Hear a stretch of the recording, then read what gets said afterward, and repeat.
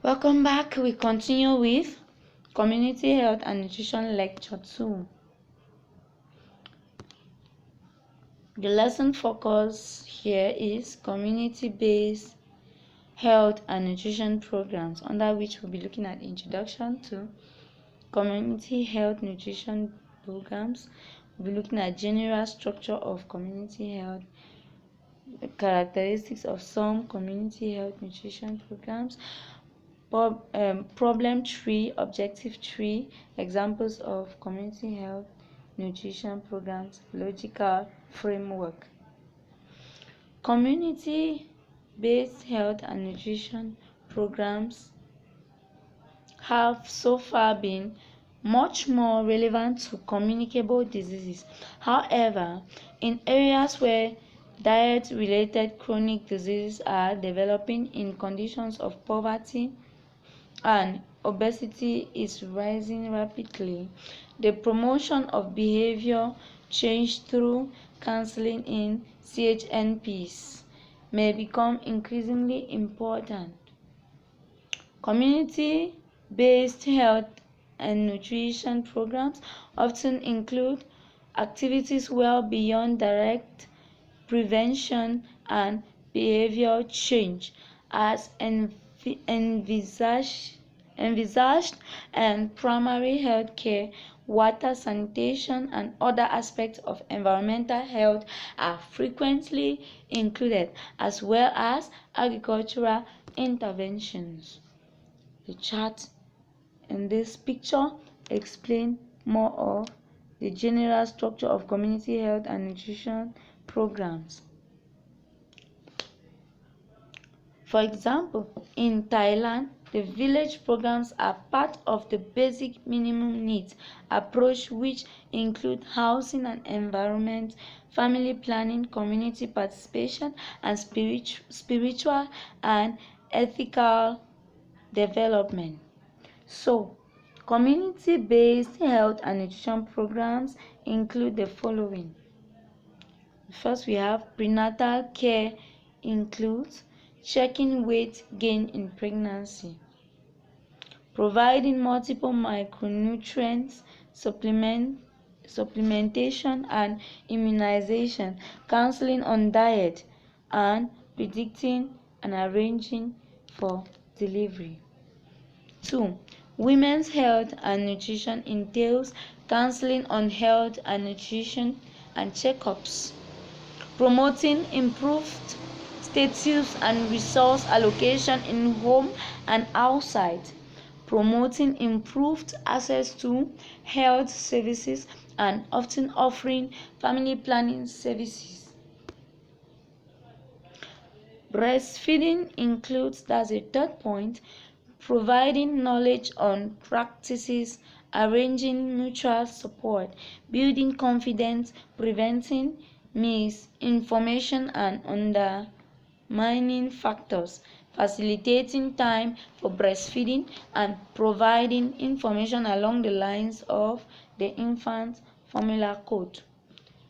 The fourth point is complementary feeding, which includes providing knowledge and counseling, sometimes promoting villages or urban area production of winning foods, sometimes marketing inexpensive food, facilitating mothers' time allocation, and promoting technology.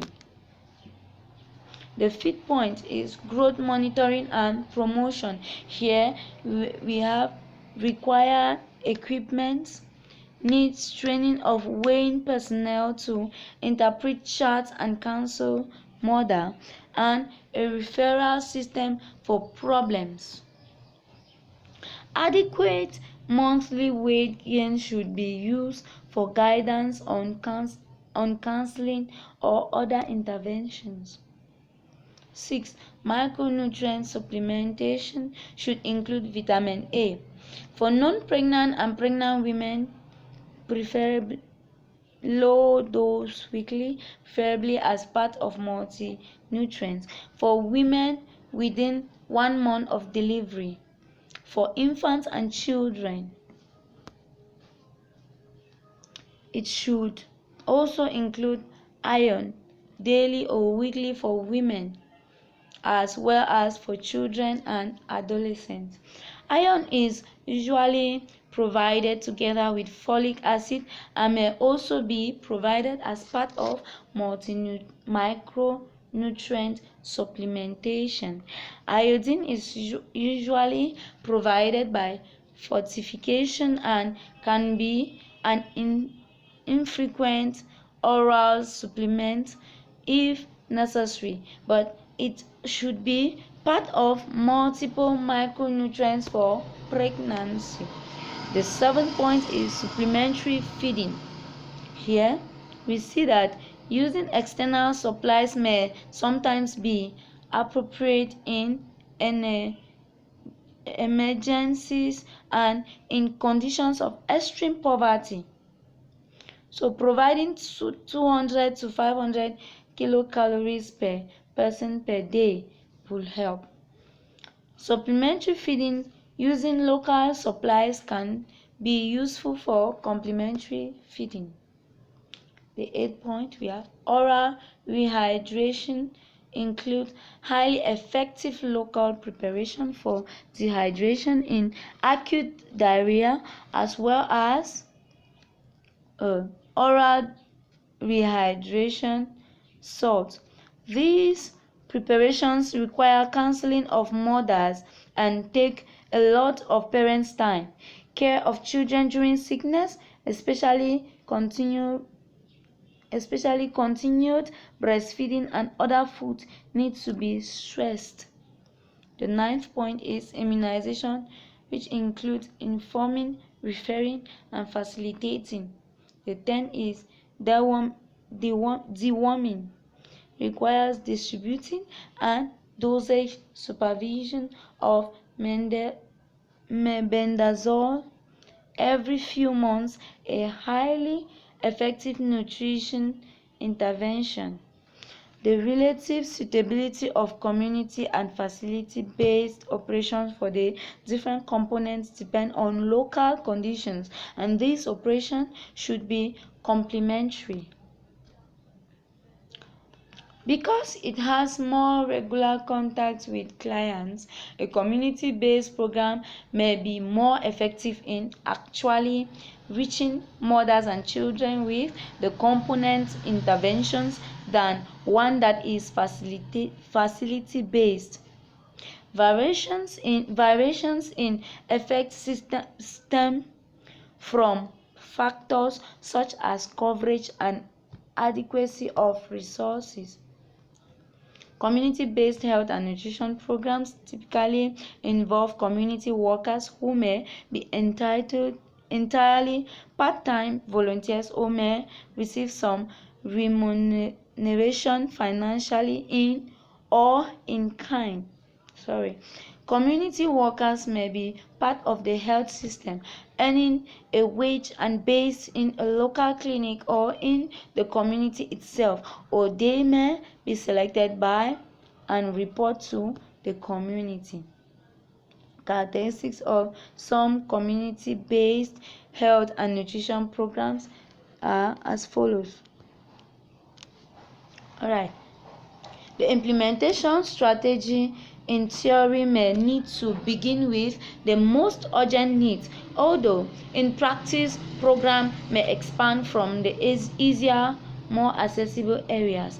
This practice seems reasonable provided that the expansion really occurs and needs to equitable use of resources.